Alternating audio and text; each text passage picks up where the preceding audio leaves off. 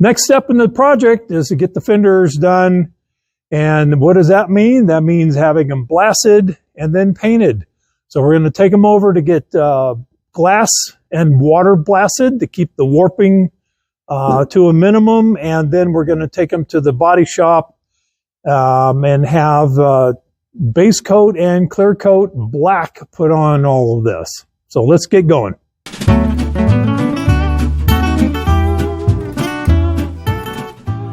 So here we are today. We're picking up the blasted fenders, front and rear fenders, the running boards, the side running boards, and the front apron, radiator apron I replaced so that that did not need blasting. But here we have Matt, who did the work, and we're going to talk about exactly what he did to make it look as good as it looks before it goes over to the body shop for welding, body filler, and then ultimately paint.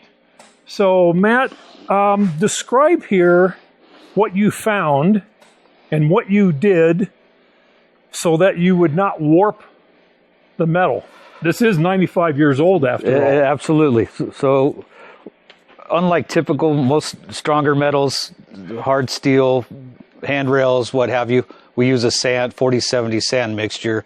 But when it comes to automotive parts, hoods, fenders, running boards, trunk lids, everything like that, and full bodies, I do full bodies, we use a glass mixture, which is a lot finer and a little more grittier. So when you go to sandblast this thin metal, it won't pit or warp. It keeps all that down, so it keeps a nice smooth finish. And it's actually a little rougher, which is good for painting. So it's got, and sandblasting too, of course. You've got that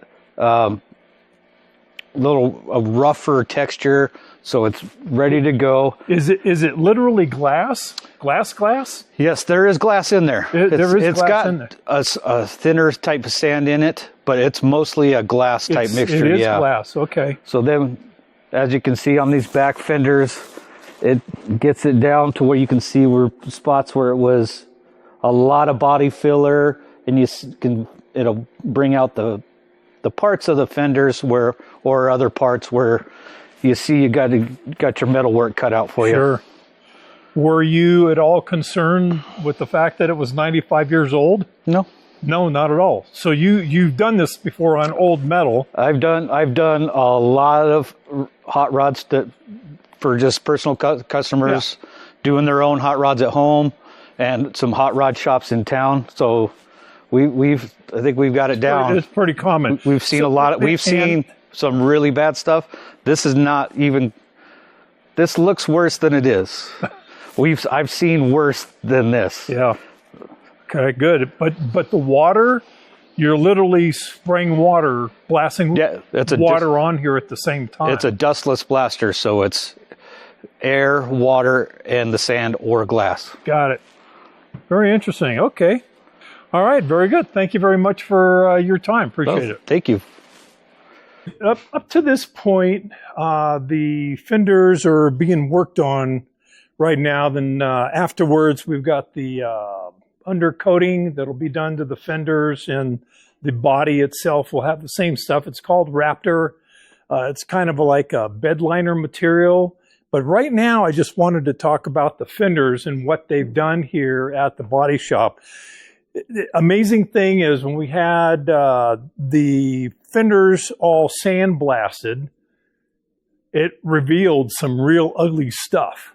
And all the old body filler that was used, as well as rips that were, I don't know how this would have happened, but take a look here and you'll see a couple of these pictures where the material, the metal was actually ripped and we had to come back through, and Ryan had to weld new pieces of metal in there and get it all straight. So all the metal work is done at this point in time, and now we're going into priming and sanding and then base coat and then clear coat.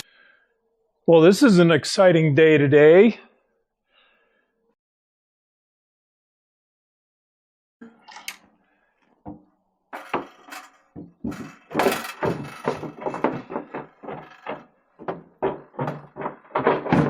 and the rear fenders, and the other side, and now the driver's side fender. This looks incredible.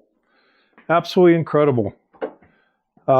Next thing to do is to bolt these down, put on the running boards with the aprons. Can't put on the rear fenders, of course, because they connect to the body, but at least I can get the front end part done. I've got the material that goes between the fenders and on top of the frame. That's all done. I have a brand spanking new radiator splash apron, which is right here, all ready to go. Got the little felt thing on it. That's all ready. So now it's just a matter of adjusting and bolting down.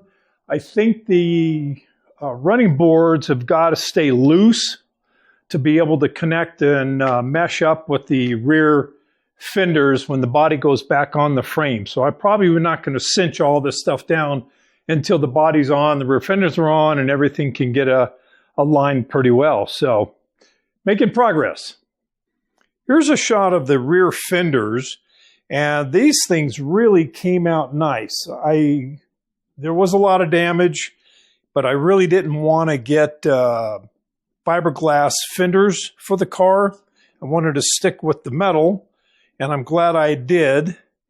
And these guys did a really good job on it. This is, I got 3 coats, if I recall, of super jet black pearlized lacquer, and then 4 coats of clear coat on top of that. So it looks really, really nice. And I'm a little apprehensive about putting these on the car when the body's all done for fear of getting scratches. But I guess that's going to be, that's inevitable, right? Well, here it is, March of 2025. We are almost 3 years into this project of restoring this 1930 Ford Model A town sedan. And it's making progress a little by little. It's getting done. So the latest is that I got the fenders painted on. The running boards are on. I've got new step plates for the running boards. The splash aprons are on. The radiator apron is on here. I've got the headlight bar mounted. Boy, that was a challenge getting the fenders to spread out to be able to get this on here. I had to get some help for that. The headlights are just hanging on here. They're not really adjusted. There's no reflector in them yet, so I still got to work on that. And but I think we're making progress here, that's for sure. So I'll walk around here and show you what the rest of it looks like.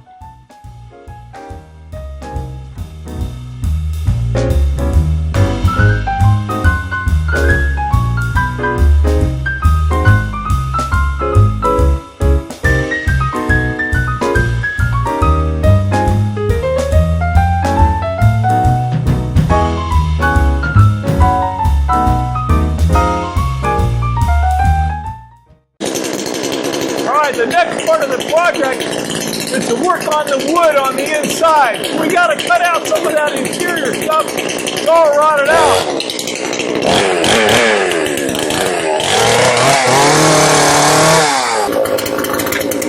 All right, I got some of the top rail on the driver's side. I got more to get out of the back. Subscribe to the channel.